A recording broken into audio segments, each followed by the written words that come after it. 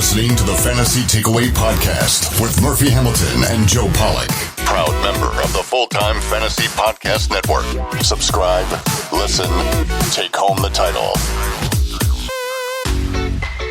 What's up, Takeaway Nation? It's week 15. Playoffs are in full swing. If you're in a 10-team league, you're starting them out. If you're in 12 teams or more, you're in your second week. Seasons are ending. But before this season ends, I wanted to start this show off with something we don't normally do, at least to start a show to focus on. I want us to take a victory lap, guys. What do you think is the best call we've made as a show this year? Chris Godwin! Next question! Yes. We took so much heat for that. And you know what? Oh, man. Twitter was all over us. Man, I have a sunburn from how much heat we took on that. Still. Yeah, people are still victory lapping their wrong take on that. I mean, I get it. Mike Evans gets all of the number one coverage, but that's part of what the take was about. Like, Godwin playing the slot was a big reason why he was going to be as valuable as he was. Boom. For the record, Joe, this was a victory lap, not deafen the listeners so they can't hear your victory lap. Chris Godwin! You realize he can just edit that and bring his decibel level down. So, I mean, it'll be okay.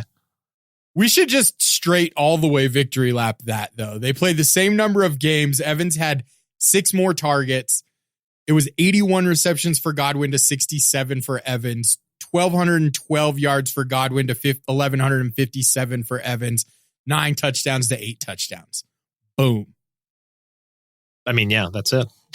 All right. Well, that was the show's victory lap. Joe, I want to start with you. Do you have an individual victory lap you want to take? Sony Michel, I think, is one of my bigger victory laps because I was defending my take on that all over. Like, people are saying there's going to be a Patriots running back that's valuable. And I'm like, yeah, it's not going to be Sony Michel. He's had 9 games with fewer than 10 fantasy points, running back 38. I was super low on him. Jeff, what about you? You have a victory lap individual you want to throw out there? I mean, for me, it was more about the guys that we tried to stay away from, because sometimes just avoiding landmines is a win in and of itself. And for me, it was like Jared Cook and Vance McDonald, who I definitely hated on quite a bit in our tight end preview show. And, McDonald has been, kind of a miss. And then, Jared Cook, obviously he's come on recently, but for the most part, he wasn't anything until the last couple of weeks here. So he's been the tight end 3 since Breeze came back in week 8. Right. But before week 8, he was garbage. If he cost you that many weeks, you weren't going to keep him on your roster for that, sudden uptick. He was on my list of players that we don't get to victory lap because of injuries. And yet Jeff victory lapped him anyway. Well, so here's the thing. I had him as my 12. I had him as a tight end 1, but the bottom end of the tight end 1. There's a lot of folks that were trying to, shoehorn him into the top 5, top 6. I just didn't see it. And a lot of this has to do with weekly consistency, right? Breeze played, he got hurt. We had Teddy. Breeze came back. It wasn't until Breeze came back that Jared Cook really came on and flashed the consistency and athleticism and sort of running the routes and doing the things that we hoped he would do everywhere else he's been. I was really wishing I'd get to victory lap Tevin Coleman, but that injury kind of brought it down. But maybe if Mostert is the healthy starter for the rest of the season with Coleman behind him, I get to victory lap that. Tevin Coleman's not that good. Yeah, I hoped that he would actually be something getting back into the Shanahan scheme and all that, but he might just be best served as kind of that changeup. I mean, Devonta Freeman was the guy in Atlanta. Coleman came in as kind of the changeup. Maybe it's got to be Mostert, then Coleman. But there's still a 3-headed monster there because when Breida's right, that guy, I mean, he's like a stick of dynamite. He's just explosive all the time. Well, my personal victory lap, guys, is kind of similar to Jeff's where you're talking about staying away from players. I immediately, with all the injuries to the Bengals offensive line, dove off the Joe Mixon train. I dove off, rolled down a hill, got into the lake, swam away. Like, I didn't want any of them this year. Not to say that I think he's a bad running back. It was just the offensive line immediately turned me off. I had a bunch of people tagging me throughout the week where I had made comments about how I thought Joe Mixon was a much lower targeted player. Like, I thought he was going to finish in the 20s to 30s as far as running back ranking. And I hit that on the head as far as his production. He's had hit or miss days, but I was just not wanting to pay the ADP for Joe Mixon. Yeah, his ADP was way too high, but he really has come on lately. Yeah, I was pretty big on Joe Mixon. I loved him quite a bit. And then my love was getting chipped away at with every offensive line injury they had. And the more that offense just got banged up, we never got AJ Green back. And, they lost John Ross when he started to show out a little bit. And that whole place has just turned into a raging dumpster fire. Well, hey, good news. Jonah Williams is back at practice. So he's not going to play this year, but at least he's back with the team. He's doing stuff. That's one more tick up for the offensive line. I'll be crawling back next year. And hopefully his ADP will be at a point where he's a steal, 5th, 6th round, somewhere like that. I'd take him in the 3rd still next year. Oh, for sure. Yeah, and a lot will happen between now and then. And as far as Jonah Williams is concerned, I'm glad to see he's making it back this season to get a few reps in, but it's too little too late for most of the fantasy owners who invested really high-end draft capital to get Mixon. Oh, for sure. I'm going to victory lap Dalvin Cook on you guys, too. That's fine. You deserve that. Yeah. I had him at 7. Jeff had him at 12. Murphy had him at 18 in our running back show consensus rankings. Wow. That bus hurt when it ran over me right there, Joe. Wow. I mean, at least I had him as an RB1 still. Jeez. I was worried, man. Murphy was just banking on an injury, which wasn't a bad call based on his history. Mm-hmm. Yeah. I'm happy for him, though. I'm not at all upset about this. I'm very happy that he didn't get hurt. He's a great running back. Yeah, I like him quite a bit. And I, of course, was apprehensive. And that's why he was the back end running back 1. I had him sitting at the 12 spot. But when you're considering who the top 4 were, there wasn't anybody in the industry that was staying off those top 4 guys. And then it was kind of a hodgepodge after that because there's so many question marks. So, really excited that he's healthy and he's playing well. And he's going to end up being one of the top 4 guys next year. All right, guys. Well, without further ado, let's dive into the show. There's not really any news, but there are a ton of injuries. So let's dive into an injury roundup. Injury roundup. All right, let's start out by just saying last week was absolutely insane. Has there been a week this season where more players got hurt than this week? I don't think there has been. I've never seen one. Like by the second half of the first slate of games, it was like 12 extremely relevant fantasy weapons. It was insane. It was like Black Sunday. Like just everybody's fantasy team got dinged up in the first round of most people's playoffs. Yep. You're telling me I only had one game that mattered and I lost it in heartbreaking fashion. Yeah, I mean, and folks that had a bye and watching all these players get hurt, woo, oh man, that had Have I told you guys my story about what happened to my fantasy team last week? No, I don't think I've heard this yet. I lost by 11.2 points. I had Jacob Hollister and Russell Wilson going. So I lost by that touchdown that got called back by holding. Exactly. Like I would have won by 0.8 points if they wouldn't have called that holding call. I lost by 10 points in my league of record. And we play with, it's a blended league, IDP and offensive players. And because Jameis Winston couldn't seem to stop throwing to Darius Leonard, his 2 interceptions, one happened to be a pick 6, ended up equating to 12 points. Nothing quite like a linebacker with an 80-yard pick 6 and getting 2 INTs in a game. So I feel your pain. All right, without further ado, let's talk about players that have been moved to IR after that whole diatribe about just how sad last week was. Darius Geis, Marvin Jones, Alshon Jeffrey, Auden Tate, Adam Vinatieri, Mike Evans, Rashad Penny, and Ryan Griffin. Almost every single one of those guys mattered to fantasy teams. Marvin Jones was going to be in my victory laps for our show because he's been so good. Like he hasn't been super consistent, but you never expect Marvin Jones to be consistent. He's way better than his ADP like we said he'd be. Yeah, I think we were all kind of universally like into him and we liked him at his ADP because we felt like he was a steal there. And didn't he have a game where he went double nickel this year in PPR where he put up 55? He had some kind of ridiculous game. I think he had like 3 touchdowns or something, like some crazy. I remember this game a couple weeks back. It was, I don't have the full numbers in front of me, but it was nuts. Because he was on my bench. That's how I remember that. He was on my bench. So it hurt. Of course he was. He was terrible before that. Like he'd been bad weeks in a row. Joe, for the record, I think you can still victory lap Marvin Jones. An injury in the last 2 or 3 weeks of fantasy doesn't discard this whole season. And we were right, honestly, on him. Sure, but it really taints it because it happened the first week of the playoffs. Fair enough. That is fair. All right, players that are out for week 15, just real quick, Bilal Powell and Demaryius Thomas. Let's move into players that are practicing, but they're trending in the wrong direction. And I got a couple guys to start out with. Jameis Winston, he's throwing tennis balls at practice. That's a far cry from throwing footballs. And yesterday he wasn't even holding a football. So Joe has it in the script here. Friday matters a ton. Yeah, if he's a full participant in practice on Friday and this was just maintenance related with that thumb injury, it's going to be great. But I'm scared to throw him out there. He's an inaccurate quarterback with two healthy hands. Yeah, and the rumor has it that when he was throwing those tennis balls, he threw 4 or 5 of them to a guy in the wrong colored shirt. You're a dick, Jeff. It's what, man? It's a report right from practice.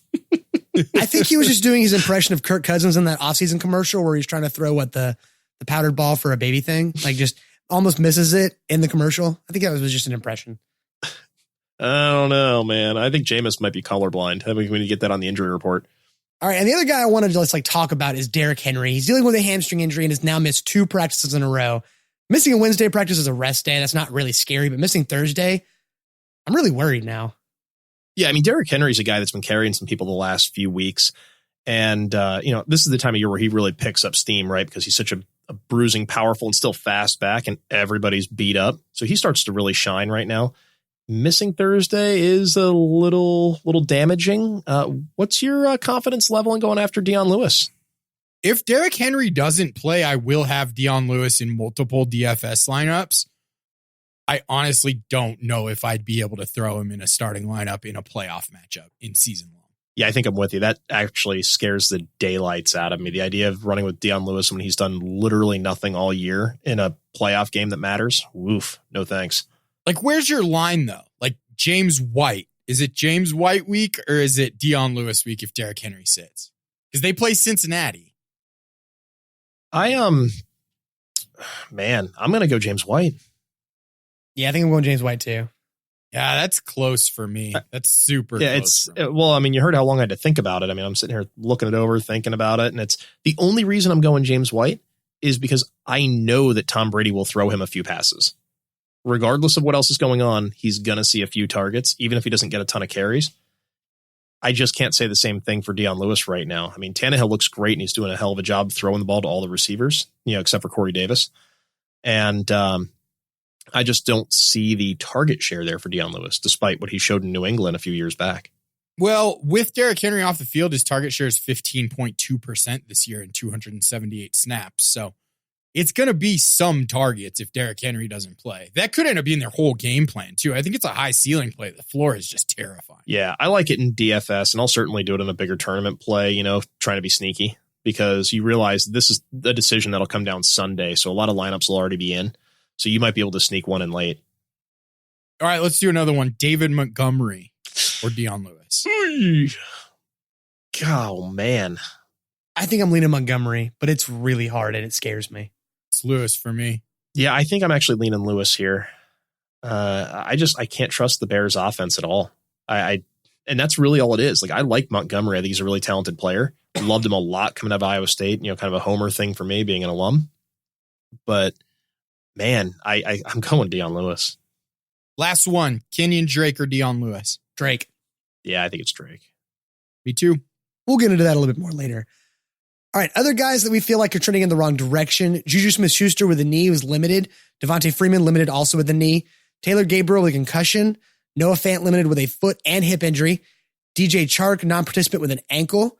Gerald Everett, non-participant with a knee. Nelson Aguilar, non-participant with a knee. Vance McDonald with a concussion. And Jared Cook, who was limited also with a concussion. Knees and concussions, guys. That's all it is. Knees and concussions. That Noah Fant foot thing sucks, though. He's like breaking out and then he hurts his foot. Mm-hmm. In garbage time, nonetheless. Yeah, I mean, it's one of those situations where he's really starting to shine with Drew Lock in there. And then, foot, hip, the guy's all banged up. You hate to see that kind of thing. It's just, makes me sad for him. But I hope while he's hurt, he has an opportunity to look at some marketing opportunities. He maybe go do a commercial for like Fanta. I mean, it fits right in. I mean, it could be Noah Fanta. Jeff. Do you want to? Stop it. No? All right. I tried. I think we'd be remiss if we didn't mention why we have Juju Smith-Schuster in this wrong direction category, because it sounded like he was coming back. They haven't released any information on why he was a full participant on Wednesday and then a limited participant on Thursday. So this is really just a situation where you want to keep an eye out, because Devlin Hodges is way better than Mason Rudolph. If Juju comes back, he's going to be better than he was with Mason Rudolph. I'm going to put on my doctor's stethoscope here, even though it's irrelevant to a knee. and I'm going to go out on as somebody who's had a series of knee injuries. If he's a full participant and then they dial him back to a limited the next day, there's probably some degree of swelling or other inflammation that's limiting range of motion or causing pain or pressure somewhere. And that's a bad sign. I would expect if he plays, he's either scaled way back and we don't see a full complement of snaps from him, or he gets pulled for Sunday altogether. The thing about this, too, is they're right in the playoff hunt. Right. Like, with how bad that team has been on offense, you just kind of think like, oh, they might shut him down for the year, but they need him. I wouldn't be shocked if he doesn't play and say James Conner does to see a whole lot of Jalen Samuels. They're going to find a way to integrate him to usurp more of those passing targets. Juju's been out the last few weeks. They've shown that they can be competitive without him right now. If they can get him right after this week, I mean, they can be pretty dangerous coming down the stretch. For the record, I'm not playing any of those offensive players against the Bills. It would take one of those really deep, GPP lineups for me to run with like a Samuels, and it's a full dart throw. You're buying him super cheap somewhere. And, you're just trying to be contrarian at that point because no one else is going to play him either. The Bills give up a ton of big plays to running backs, so I don't hate that, but it just feels like a pace down game. Yeah, and you're probably right. Again, if you're doing that play, it is to be contrarian. You're filling in a lineup or you're building it around somebody else anyway. But if he can come in and give you a handful of catches, even if it's limited yards and maybe even no touchdowns, he might still be worth it to you. All right, let's move on to players that are trending in the right direction. First up, I feel like obviously it's Adam Thielen. After missing all of last week's practices and the last 4 games, he's returned to practice limited on Wednesday, and I believe it was full go today. Well, I'm glad to see Adam Thielen better. Oh, you dick. He was limited both Wednesday and Thursday. But still, he's I'm back still in not practice. holding my breath, man. Like, they've told us he was coming back over and over and over again. Yeah, I'm in a position where I'm not really holding my breath on this guy either. Odds are, if he's on your roster, you probably already got bounced from the playoffs, or you're so deep right now that you don't even need him anyway. Yeah, I actually had to make this decision a few weeks ago. Somebody offered me Adam Thielen in a league at the trade deadline for almost pennies. And my thought was, even if he came back, say this week or last week, would I have the balls to start him out in the playoffs coming back from a multi-week injury? And the answer to that was no, even for pennies. But you said almost pennies. Does that mean he offered like Chris Carson? Oh, Chris Carson is way more than pennies. Come on. He's at least worth a couple of dimes. That's a terrible joke, Jeff. I hate it. Look, man, I missed you guys. I had to just punch out as many of these as I could. I've been just holding them in for days. If you keep going, Joe's going to start censoring your jokes. It's going to be just beep, beep, beeps when you start talking. Jesus, Jeff won't stop swearing on the show. What's going on here? Man, his takeaway's got some edge today. Dang. Guy is angry. Sounds like a Jerry Springer fight. Like a Brown Steelers fight, right? Well, I mean, no one's swinging a helmet here that we're aware of. I have plenty here, though. Like a ton of them. I can hit you with a helmet if you want me to. I mean, I can clip you with a stadium seat. That sounds We're going WWE style here. All right, gentlemen, less violence. Let's talk about injuries again and not cause them. Let's move on to Daniel Jones. He's out of the walking boot and practicing. Still likely to miss this week's game. Eli's probably going to roll out again, but it looks like he's going to be ahead of the timetable. It was 2 to 4 weeks. He'll probably come back after 2. So that's good news for him. Sweet. I don't know if it really matters to that offense. It looked pretty darn good without him. Yeah, Eli's just trying for a job next year, man. He's showing that he's still got something in the He said he doesn't want to be a backup. Yeah. He's either going to retire or go play somebody else. Yeah, and I'm sure that's part of the deal he's got with the Giants for kind of just being there as the mentor this year. If I'm the Giants, truthfully, your season's wrapped anyway. I don't know that I need to roll Daniel Jones out there coming off of an injury. I think you can go ahead and let Eli finish it out. Let him put some more stuff on film just so people can see he can still play on some level. There's just no reason to rush him back. From an organizational standpoint, it would be a poor decision to bring him back to, for some meaningless games. All right. And finally, the other player of note I have here is Josh Jacobs. After missing last week's game with a shoulder injury, an MRI revealed less damage than expected, and he's saying he'll play this week. My question is, are you risking it? Because I don't want to risk it if I can help it. No. Yeah, I am. If I have him in season long, there's a very small chance that I have a better option to put in my flex. Yeah, that's the point. It's like, if I have a better option, absolutely. If not, still scared. I mean, no risk it, no biscuit. Yeah, you got to do it, man. I mean, it's the playoffs. You can't hold anything back. Playoffs? You want to crown him? We'll crown him. And here we are in this segment talking about practice. Practice. We talking about practice. All right. Other Clearly guys on the on rails. this right direction list. Julio Jones limited with a shoulder. Greg Olsen was limited in practice with a concussion. T.Y. Hilton limited with a calf. I'm just going to say they're all limited because it's pretty much true. Devontae Parker with a concussion. Evan Ingram's with a foot. Julian Edelman with a shoulder. Damian Williams with a rib. Will Fuller with his hamstring injury. Mike Williams with a knee injury. And Jordan Howard with a shoulder. There are too many injuries. I'm getting out of breath here.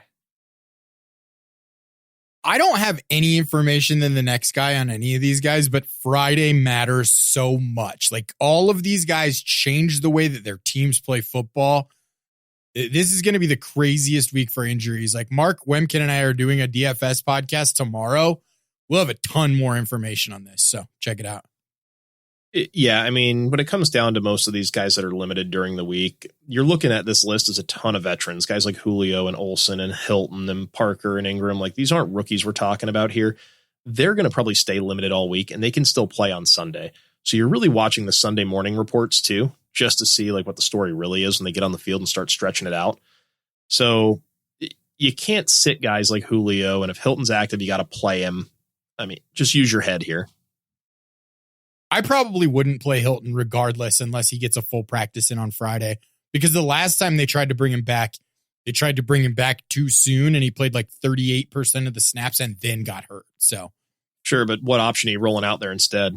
If you lost Hilton and grabbed like a Zach if you Pascal, got to this point in the playoffs, you have an option.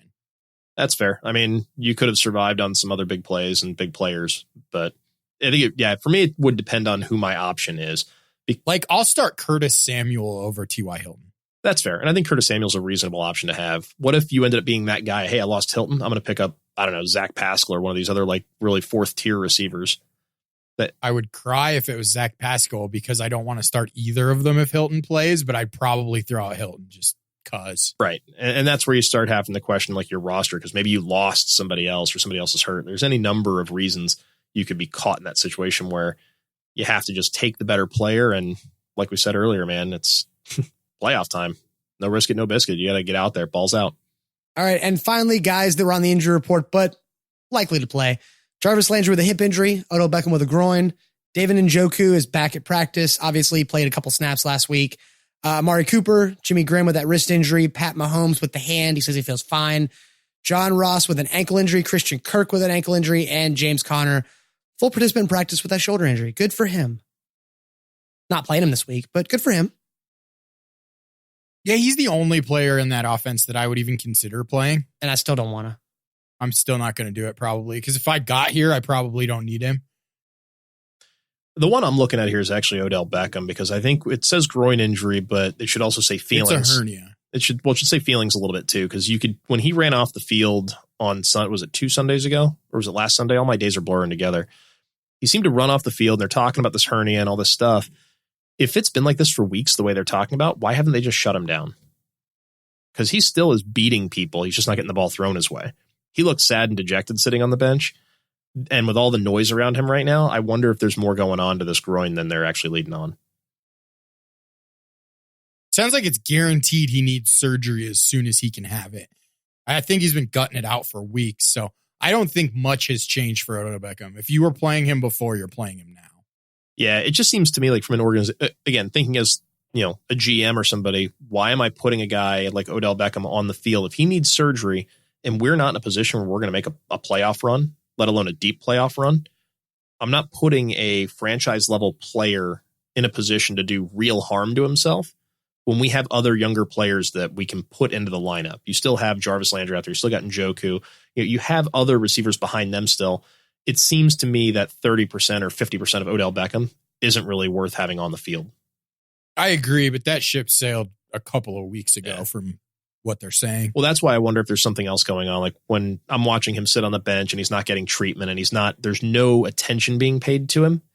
It makes me wonder if there's other things happening in the locker room, especially with all this noise, and people are trying to make up narratives about he wants to trade. He didn't even participate in the huddle for like 6 straight plays. So yeah. It just seems like a lot of weird little things. And this kind of junk always just hovers around Odell like a gray cloud. All right, that'll do it for our injury roundup. Guys, you ready for some cheap dates? Cheap dates. All right, that's my answer. Let's start with quarterbacks. Jeff, you have Jacoby Brissett at 5,900 this week. Joe, you have Eli Manning at 52. And I went with Drew Lock at 57. I don't honestly know which of these guys I like the most. I think they're all solid plays. Lock. I like Lock. The KC defense has been better lately. So I'm not like thrilled about the play, but he's going to be chasing. He's in the right situation. You just got to be worried. Like, you've only got a 2-game sample size with this kid. It could go really bad. Hey, it's a 2-game sample size. He played a fantastic quarterback play. He played it. He played at Mizzou. It's not his first time playing at Arrowhead. He played there in high school. He's actually from a Kansas City suburb, and he dated Clark Hunt's daughter for a while. So he's got connections here. The Chiefs aren't a new thing for him. I'd love to see him go in there and light that place up, and it wouldn't shock me in the slightest little bit if he got some big numbers on Sunday. All right, moving on to running backs. Jeff, you played Ronald Jones this week. Ugh. Joe, you went with Kenyon Drake, and I went with Tariq Cohen. I'm going to be honest with you, Joe. I wanted Kenyon Drake as my cheap date until I realized you had him. So I like that play a lot. He's mispriced. $5K for a guy that's getting 65% of the snaps and that much run in that offense. No brainer. Yeah, absolutely. I love Drake there. I took Ronald Jones, and I just feel disgusting about it. Yeah, you probably should. He's only playing like 35% of the snaps. I don't like either of those running backs, but I got caught in a bad spot, and there was just not a lot of well-priced running backs there. The Browns are a pretty bad run defense too, though. Like, Kenyon Drake could be the absolute nuts at $5K. I don't know why he's priced there. DK pricing will never make any sense. All right, moving on to wide receivers. Jeff, you went with Curtis Samuel. Joe, you and I both have Darius Slayton. I'm going to call shenanigans because you and Jeff shared a defense a few weeks back. So I'm going to call that you and I can share a wide receiver this week. I'm fine with that. I think he's a good play. The only reason I played him was because I had Eli at quarterback. I figure he's the deep play threat. Like, if I'm going to ceiling this game, I need to have a wide receiver, a pass catcher with Eli Manning, and he loved him last week. Yeah, I went with that same thought process, but I mainly played him as a cheaper option so I could pay up for players like Derrick Henry. So that was kind of my thought with Darius Slayton. I wanted to go a little bit under our $5,000 goal there to save a couple hundred for, say, Derrick Henry. Hope Derrick Henry plays for your sake. Who are you going to switch him out with? I'm not sure. I'll have to take a little while and look at that. I have some options. Replacing $8,500 shouldn't be that hard. I'm sure you can find it. No, it should be really easy. It might almost be hard to spend that much. Right. Yeah. I mean, I could always upgrade in other places that aren't cheap date options. So you could always flip Darius Slayton or something. You never know. He could make all kinds of changes. All right, on to the tight end position. Jeff, you went with Ian Thomas. Joe, you went with Jeff Hireman. And I went with Jacob Hollister, the man who daggered Joe last week. Ouch. Yeah, I don't know why. I just felt like rubbing that in. That does hurt, too, because it's a bad play, Murphy. Carolina's amazing against tight ends. Yeah, I'd say Kuechly's not letting him catch a thing except for a cold, because he'll be out there freezing looking for targets. I'm going to have to change up my lineup completely if Noah Fant plays, though. I'm assuming Noah Fant doesn't get out on the field for this Jeff Hireman call. Yeah, and I'm assuming Greg Olson's out with Ian Thomas, so we're in the same boat there. So tight ends have a big old asterisk for you guys this week, huh? Yeah, I mean, we could just keep an eye out. There's a link in the show notes to this spreadsheet that has these in it. We'll change it if we change these players out. If I remember to change it. You won't. I know. That's why I'm like, mine's going to look just like that on Sunday morning or Sunday afternoon or whenever people log in to look at it. Dude, I played my lineup from last week in cheap dates, like in an actual contest, and I was so stoked because Drew Lock was absolutely smashing to Noah Fant. And then I can't remember who I had at defense, but they were absolutely crushing too. Like, I absolutely destroyed cheap dates, and then Leonard Fournette came along and scored 9 points. Adam in the league of record. Dude, he crushed me. I had 100% exposure to him. He was in one of his best matchups of the year, and he decided to poop the bed the one time I invest in him. I had him and Kamara.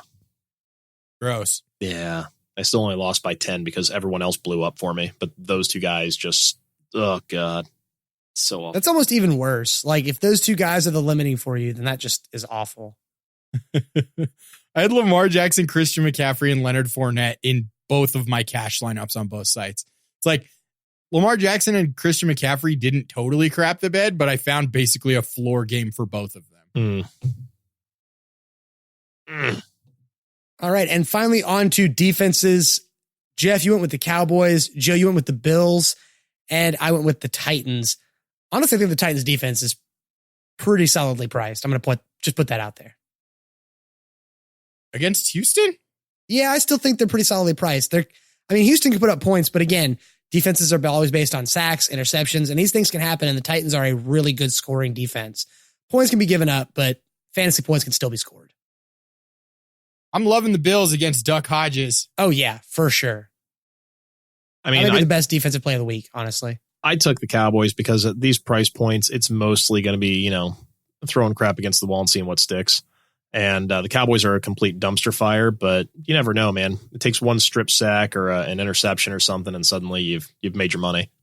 Really, for you, I think it just depends on who shows up to that game. Good Jared Goff or bad Jared Goff? Because you never know. Good offensive line or bad offensive line? Yeah. Because they've been good the last few weeks. Yeah, I'm going to go with good Jared Goff shows up, but it's just the off chance that a tipped ball turns into a pick six or something that, and they're the cheapest thing out there. I wanted to be able to pay up at other positions because now that my season's over, Leonard Fournette's going to go bananas. So I threw him in my flex and, I grabbed Bobby Trees, Michael Thomas. Like I paid up at a few other spots.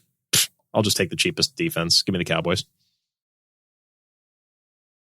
All right, that is it for our cheap dates, but let's go over our lineups real quick. Jeff, is there anything you want to point out on your overall lineup, a pay up, something you really like about your lineup this week? I mentioned my guys. Michael Thomas is going to see his looks and, he's just a monster. He's matchup proof. You got to plug him in where you can. At 8,700, I still feel like as a wide receiver, he's borderline underpriced. He's way underpriced for his opportunity. Yeah. Like, he's probably the best play on the slate for me at wide receiver this week. You got to find a way to pay up for him. Yeah, it looks like you did too. He's a fantastic matchup. Sidebar, do you think he breaks the single season reception record this year? Yeah. Yes. That was quick. Love how you were both right at the same time. Yes. That's great. Jinx. All right, Joe, what about you? What's something you want to point out about your lineup? I have Michael Thomas too, obviously. I felt like my running backs between Saquon Barkley, Kenyon Drake, and Todd Gurley are all really good plays. Like all of those guys are trending in the right direction at this point, and they're all priced lower than they usually are. I know they've had some tough times lately, but like Todd Gurley at $6K, he got 23 carries and 5 targets last week. That's like, if you're paying $6K for that kind of opportunity against a Cowboys defense that's been prone to giving up big plays, Todd Gurley is a fantastic play. Like he could get cucked at the goal line totally, but I like him, man. I think Todd Gurley's mispriced this week. All right, with my lineup, I mainly just want to point out something we all didn't do this week. For the first time in about 6-7 weeks, none of us are playing Christian McCaffrey. Is that a worry about limiting his usage at the end of the season now that they're out of everything? They're just done. He got 11 carries last week But in a ton the of first targets. week of a new coaching staff. Mm-hmm. Like, you just can't trust that at 10K. Yep. All right, fair I'll enough. still play him in tournaments, but he's not going to be in my cash lineup this week. Otherwise, the only thing I want to mention is that Joe and I have a couple of guys that flip-flop. Like I have Kenyon Drake in my flex. He was his cheap date. Just players we both believe in. And again, if Derrick Henry plays, I think he's going to smash. I feel like if he's healthy, I'll play him in that C-Max spot the rest of the season because the Titans are still playing for it. So he's going to be running. Sure. I forgot to mention Kenny Golladay. Kenny Golladay against that Tampa Bay secondary without Marvin Jones or TJ Hawkinson. He might get 20 targets in this game. So good. Let's hope and have a happy Golladay. Yeah. I like that one, Jeff. Approved. Somebody's got to like him. Hey, Murph, so there's one thing about your lineup. You've got Jacob Hollister in there. If he was a superhero, would his arch nemesis be the American Eagle? Boo. Come on. I hate that one. Disapprove. Come on. There's so many opportunities in this show. How do you guys hate all these? Just for that, Jeff, I hope somebody walks into your office and just like douses you in 4 or 5 bottles of Hollister cologne. just like the storefronts were. Jesus, that's awful. Yeah. That's something you wish on your worst enemies. Not being able to smell for the next 6 months. Appreciate. I can't really smell much. Brought it anyway. on hard. I know. Here, Golly, I know. What a pent up aggression. It's not even like a flaming poo bag on my front step. It's like, no, we're gonna douse you in 5 gallons of Hollister friggin' cologne. Ooh. We talked about it in the injury roundup. The fans takeaway is going hard this week. Well, we're swinging chairs and helmets for the love of Pete. For the record, Joe, don't swing your helmets. Those are all signed, beautiful helmets. Don't degrade them with Jeff's forehead. Okay. I'm greasy. They'll slide off. All right. That's it for our cheap dates. But I want to take the show in a little bit of a different direction this week because, again, the what to watch for is this late in the season are kind of moot. Let's talk about DFS plays that aren't in our cheap date lineups, but that we either really like or really don't like. Joe, I want to start with you. Who are some of your plays of the week that aren't in your cheap date lineup? Well, I didn't have him in my cheap dates lineup because Jameis Winston is still such a question mark. But Justin Watson is a guy that you absolutely have to look at if Jameis Winston practices in full on Friday. Like, he only got a 12.2% target share with Mike Evans out, but it was deep passes and he got a 23.1% red zone target share. He's one of those guys that's almost min priced and he could absolutely smash for you. You just got to look for Jameis Winston. And then Deshaun Watson against the Titans. Like, the Titans have been a disaster. The Texans defense has been a disaster. Ryan Tannehill has been crushing. So that game could totally pace up. And I don't think a whole lot of people are looking at Deshaun Watson this week. And I think that's a mistake. You know, I made the joke earlier in the show about Chris Carson and Rashad Penny. Penny's obviously hurt, so we're not too worried about him. But, Carson's playing against the Panthers. I expect Seattle to roll in that matchup. The Panthers have kind of become a dumpster fire, and they allow a ton of points to running backs. I'm looking for a score, a ton of yards, maybe even a few targets. Probably not that many. I'm not holding out hope in the passing game, but I'm looking for a lot of rushing numbers out of him, especially late in the game. Seems like a guy that's going to get overlooked when you start looking at other stud running backs that are around him. Guys like Aaron Jones is going to get a lot of love. Fournette's probably going to try and get some love on a bounce back. Barkley. I like Carson quite a bit in that price point. I love Carson. He's like the number one must play for me this week. I don't know why I didn't mention it myself, but Carolina is 29th in adjusted line yards defensively. They're 28th in power rank. They're 31st in second level rank and 31st in open field rank. I could legitimately see Chris Carson having 200 yards and 2 touchdowns in this game.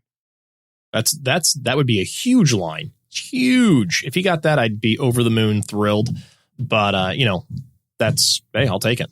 Because he's going to get 90% of the work in this game. Oh, absolutely. Well, there's going to be a little bit of, some of the other backs. Like, who do they have in their pro size is finally healthy, and they got some other weird guys in there.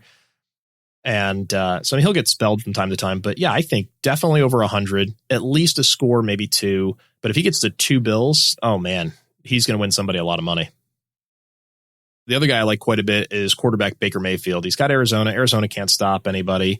And that game's going to have a lot of plays run. Arizona likes to run a lot of plays. They're going to turn the ball over a little bit. They're going to score a lot. They're going to punt a lot. Baker's going to have the ball in his hands quite a bit. With or without Odell, I expect Baker to have a few touchdowns. Maybe like 285, 290, and 3 is within the realm of possibility here. So at 6,400, I think he's a well-priced option if you're not willing to go up and go grab some of the, steadfast starters like your Pat Mahomes and Deshaun Watson types. You guys hit most of my list. I mean, Joe already mentioned Ryan Tannehill. You mentioned Baker Mayfield, Jeff. I love those matchups. I have Jimmy G. I mean, he's playing Atlanta. So I think your Niners, you can fire them all up. I don't think they're going to rest him quite yet. So Jimmy G, Russ Mostert, obviously Kittle. He's back and he got shut down about 2 weeks ago, but he's been pretty solid. So yeah, any San Francisco 49er player. I really like Phillip Lindsay versus Kansas City this week. Joe's mentioned in the past that Kansas City's secondary is doing a lot better, but I still feel like there's some short passes they're going to go for a lot of yards. I feel Phillip Lindsay's a pretty solid play there. Leonard Fournette plays Oakland. That's a pretty solid matchup. And just, of course, like A.J. Brown, if you're going to play Ryan Tannehill, I like that stack. I've seen a lot of people say Corey Davis, but I'm leaning A.J. Brown all day, every day. All right, so let's move into players that are risky. Guys, we are trying to avoid. Joe, going back to you, who are some players you are avoiding this week? Well, just based on the injury, I'm probably not looking at Jameis Winston. Like, that would have been one of my favorite stacks this week. If Jameis was 100%, I would have had Jameis, Godwin, and maybe even OJ Howard in a stack in one of my tournament lineups, but I'm a little nervous about it. Maybe the ownership goes down because of that, and it's something that I decide to do later on in the week. Another guy that I'm absolutely not looking at this week is Carson Wentz. Like, they don't have any receivers left. If he throws the ball to Zach Ertz and Dallas Goedert 50 times and scores 30 fantasy points, more power to him, but I just don't see it happening. I've got Ertz in the fishbowl this week. I'm going to need him to only throw it to Zach Ertz. Well, who else do they have? Nobody, and that's why we need to keep it. Ward is like the only healthy receiver. Arcega-Whiteside was a little banged up too. Like Arcega-Whiteside really is not going to be the guy because I'm willing it into the universe that Zach Ertz is going to catch all of the passes. In my biggest money league, he is my tight end, so into it. Don't you put a hex on my guy like that. I've had him all year. He's been messing with you. All right, Jeff, we're over to you. Who are guys you are avoiding this week? Raiders running backs. I'm seeing a lot of noise around DeAndre Washington and some of these other guys. They have Rashard and Washington. If Jacobs doesn't play, which it doesn't look like he will, I don't care how bad Jacksonville Jacobs is. Going to play. Yeah, he says he's going to play. He says he's going to play. I don't care about that. I want to see what the doctors say and if he actually suits up. You're saying is he's going to play, but he's not going to play. He's not. I don't expect very much out of anybody wearing a Raiders uniform that plays running back. How's that sound? Fair enough. That is a succinct point. All right, I'm going to end it for us, guys. Players that I'm avoiding. Any Pittsburgh Steeler and any Buffalo Bill, minus maybe James Conner if you're between a rock and a hard place. Still, I'm avoiding him. Rivers playing Minnesota this week. He had a pretty solid game last week. Don't count on that again this week. Please don't count on that. And Marlon Mack playing New Orleans this week. He didn't look that great against Tampa Bay last week, and I don't think he's going to do that much better against a pretty solid run defense in New Orleans. So that's it for me. Those are the guys I'm avoiding like the plague this week. Yeah, I think that's solid. Yeah, I like it too. All right, then that will wrap up our Week 15 show. Guys, this was fun. Jeff, a little less dad jokes next time. Well, I mean, look, you left me pent up. It's been a while. All right, we'll be back next week with our Week 16 show, the championship week show for most of you. Good luck in your playoff matchups. I hope you win. I hope you win some money in DK. I just hope you have a good week and less injuries. For the love of God, fantasy gods, less injuries. Agreed. The injuries this year have been about the hardest I've ever had to deal with.